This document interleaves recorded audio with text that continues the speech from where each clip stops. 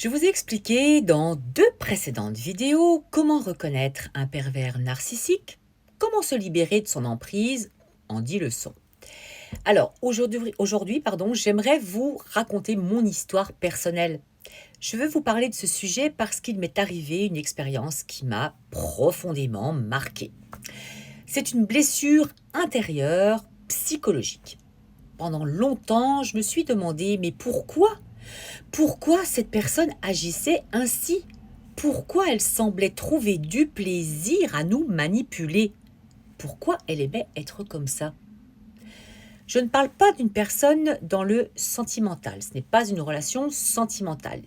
Il s'agissait donc d'un proche de ma famille. Une personne qui pendant des années nous a gardés sous sa coupe. Ils montaient les uns contre les autres en prétendant qu'un tel avait dit ceci sur moi ou que moi j'avais dit cela sur quelqu'un d'autre. Et à aucun moment, personne ne doutait de lui. Il paraissait toujours serviable, gentil, disponible.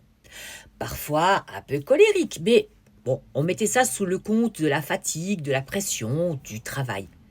Et comme il donnait toujours de bons conseils, on se tournait naturellement vers lui. Mais derrière, il répétait tout en nous critiquant, en nous rabaissant. Cela a duré des années, jusqu'au jour où une grosse dispute a éclaté. Il a fui, bien évidemment, parce qu'il savait que cette fois-ci, il allait être démasqué. Et en effet, on a découvert qu'il tenait des fichiers sur son ordinateur sur chaque personne de son entourage. Tout y était noté, ce qu'on lui disait, ce qu'il répondait. Bien évidemment, pour ne jamais se contredire, c'était froid, calculé et profondément malsain. Alors quand tout a éclaté, on s'est enfin tous parlé entre membres de la famille. Et là, on a compris.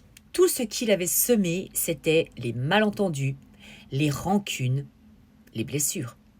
Alors beaucoup de larmes ont coulé, je vous le garantis, ça fait du bien, ça libère. Mais c'est ainsi que le lien familial s'est reformé.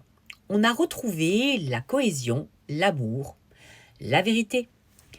J'ai tenté quand même par 2 fois de lui tendre la main.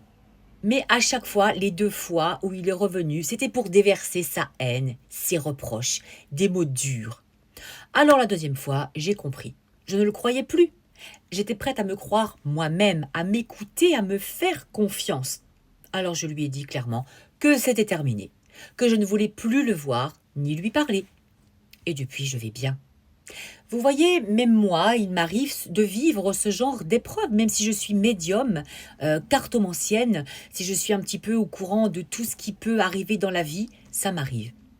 Pourquoi? Parce que je reste un être humain. Et parfois, la vie nous envoie ce genre d'expérience pour nous faire grandir. Cela nous fait vraiment apprendre la résilience. La résilience, c'est se relever après un choc émotionnel, après une dispute, une trahison, une douleur. Et c'est choisir d'avancer au lieu de s'apitoyer sur son sort.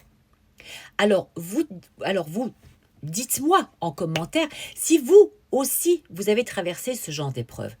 J'aimerais vraiment savoir ce que vous ressentez, ce que vous êtes devenu maintenant. Et dites-moi ce que vous pensez de mon histoire.